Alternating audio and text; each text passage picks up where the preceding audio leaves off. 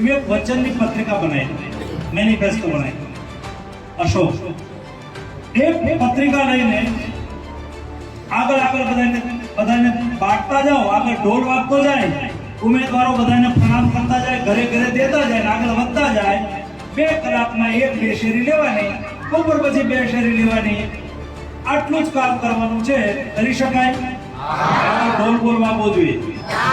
Photo પાડીને તમારે મને વોટ્સઅપ કરવાનો છે, કરશો?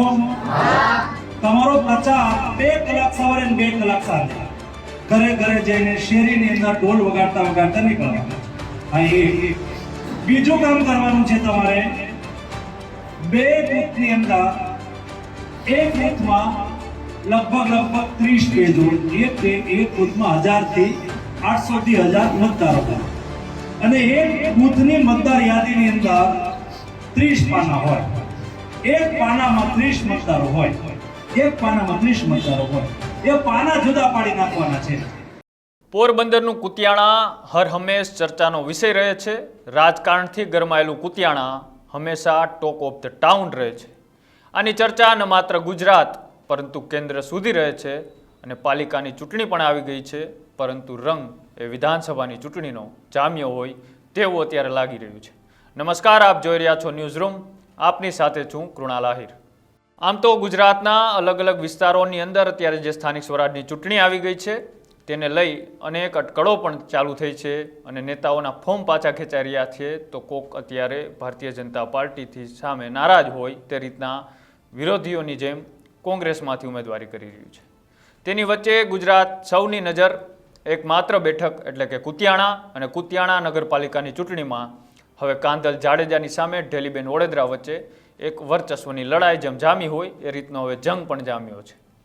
જંગ ખૂબ રસપ્રદ જોવા મળી રહ્યો છે, અને આ વખતે કાંધલ જાડેજાના સગા ભાઈ એટલે કે કાના જાડેજા મેદાને પડ્યા છે, જ્યારે બીજી બાજુ ઢેલીબેન ઓળેદરા પણ લડી લેવાના મૂડમાં જેમ હર હંમેશ પોતાના દબંગ અવતાર સાથે જોવા મળી રહ્યા હોય એ રીતના આ વખતે પણ તે લડી લેવાના મૂડમાં હોય તેવું લાગી રહ્યું છે।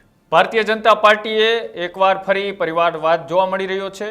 એક જ પરિવારમાંથી 4 વ્યક્તિઓને ટિકિટ આપી દેવામાં આવી છે, અને ભારતીય જનતા પાર્ટી એક પરિવાર એક હોદ્દાની સ્ટેજ પરથી ઘણી વખત વાતો કરતી હોય છે, તમે પણ સાંભળ્યું હશે, પણ કુતિયાણાની અંદર ભારતીય જનતા પાર્ટીના નિયમોના ધજાગરા પણ ઉડી ગયા છે, અને સુરસુર્યું પણ થઈ ગયું છે।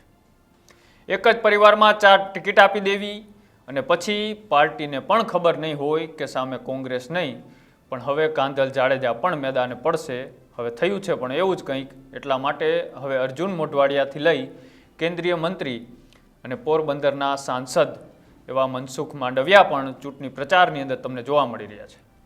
આમ તો પોરબંદરના અનેક પ્રશ્નો હોય, ખારવા સમાજના પ્રશ્નો હોય કે પછી દૂષિત પાણી છોડવાની વાત હોય, ત્યારે મનસુખ માંડવિયા ચૂપ જોવા મળી રહે છે, પણ કુતિયાણામાં ભારતીય જનતા પાર્ટીની શાખ બચાવવા માટે હવે તે પ્રચાર કરી રહ્યા છે, ને પ્રચારમાં મોટી મોટી જેમ ધારાસભાની ચૂંટણી હોય તે રીતની જાહેરાતો પણ કરી રહ્યા છે। જુઓ મનસુખ માંડવિયા શું કહી રહ્યા છે। એઝ એ સાંસદ પ્રત્યક્ષ જોવાનું છે, આપણે ગુડ ગવર્નન્સ આપવું છે, આપણે ઉત્તમ શાસન આપવું છે, ઉત્તમ સગવડતાઓ આપવી છે, ઉત્તમ વ્યવસ્થાઓ આપવી છે। પૈસા ક્યાંથી લાવવા એ મારી જવાબદારી છે। સરકારમાંથી કોઈ પણ સુવિધા માટે થઈને મને બેન કહેતા હતા કે એક નાનું એવું રમત ગમતનું મેદાન મળી જાય ને તો એ જાહેરાત કરજો ને। મેં કહ્યું કે જાહેરાત તો ઠીક છે દોસ્તો, સુવિધાનો કોઈ અભાવ નહીં રહે એ મારી ગેરંટી છે। અમારે પ્લેગ્રાઉન્ડ જોતું હોય તો હું રમત ગમત મંત્રી છું, એ ચોક્કસ રીતે થશે। તમારા વિસ્તારમાં પણ અત્યારે તમે જ્યારે ચૂંટણીનો પ્રચાર કરતા હશો ને ત્યારે કોઈ કહે છે કે નાનું એક મારી ગટરનું કામ છે, અહીંયા થોડો રોડ બાકી રહી ગયો છે, એના માટે થઈને લાખ રૂપિયાની જરૂર છે, 2 લાખ રૂપિયાની જરૂર છે, 5 લાખ રૂપિયાની જરૂર છે। દોસ્તો તમે મને પૂછ્યા વગર મારી ગ્રાન્ટ જાહેર કરી દેજો, હું આપી દઈશ। સુવિધા અને સગવડતા ઉત્તમ થાય એના માટેનો પ્રયાસ કરવો છે। કોઈ પણ વ્યવસ્થાનો અભાવ ન રહે એની ચિંતા કરવી છે। આ દિવસ સુધી સારું થયું છે, ઘણું સારું નગરની અંદર થયું છે, એનાથી ઉત્તમ કરવાની જવાબદારી મારી છે દોસ્તો। અને સગવડતાઓ ધીમે ધીમે ધીમે આપણી આવશ્યકતા મુજબ આપણે વધારવી છે। એનો માટે થઈને ચૂંટણી લડવા માટે થઈને જીતવા માટે થઈને થોડું પ્લાનિંગ બહુ સારી વાત અર્જુનભાઈ કરી રહ્યા હતા। તમારે 2 થી 3 બૂથ છે એક વોર્ડની અંદર, 3 બૂથ થી વધારે તો છે જ નહીં।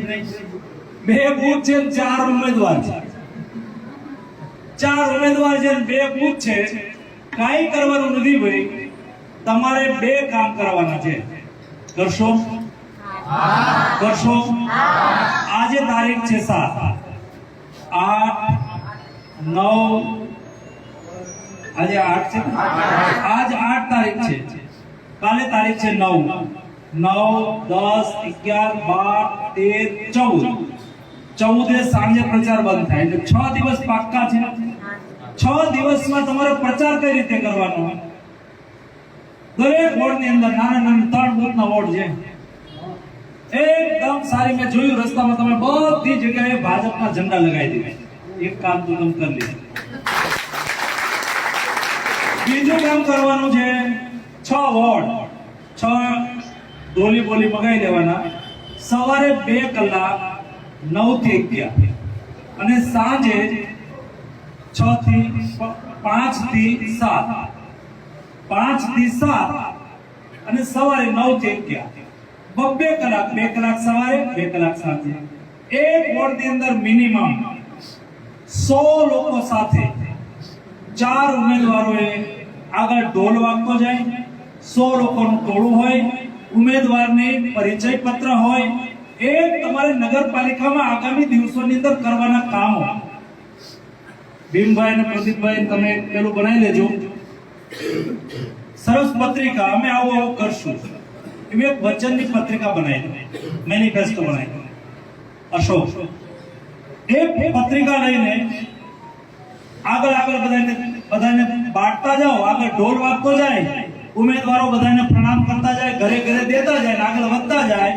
2 કલાકમાં 1-2 શેરી લેવાની, બપોર પછી 2 શેરી લેવાની।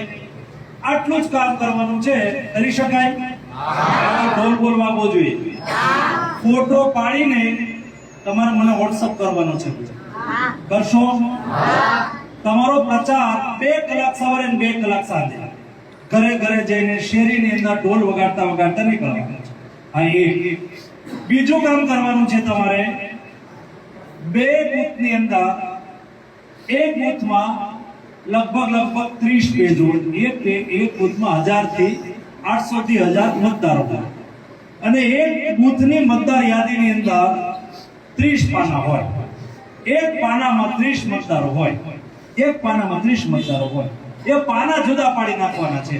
જેમ વિધાનસભાની ચૂંટણીઓમાં લાણીઓ અપાતી હોય છે, નેતાઓ પ્રચાર કરી અને અનેક જાહેરાતો કરતા હોય છે, તેમ હવે કુતિયાણામાં પણ ચાલુ થઈ ગયું છે। પણ હવે લડાઈ ભારતીય જનતા પાર્ટી અને કોંગ્રેસ વચ્ચેની નથી, આ લડાઈ તો હવે ઢેલીબેન ઓડેદરા અને ત્યાંના ધારાસભ્ય એવા કાંધલ જાડેજા વચ્ચેની થઈ ગઈ છે। તમને શું લાગે છે, જે આ કુતિયાણાની નગરપાલિકાની ચૂંટણી છે એમાં જંગ હવે મેદાને પડ્યો છે અને આમાં અત્યારે કોની બાજી અત્યારે મજબૂત લાગી રહી છે, કોણ વધારે મજબૂતાઈથી આ ચૂંટણી જીતી શકે છે, તો એ અમારી કોમેન્ટ બોક્સની અંદર જણાવજો। આવા જ અહેવાલો જોવા માટે અમારી યુટ્યુબ ચેનલ ન્યૂઝ રૂમને આજે જ લાઇક કરો, શેર કરો અને સબસ્ક્રાઇબ કરો। નમસ્કાર।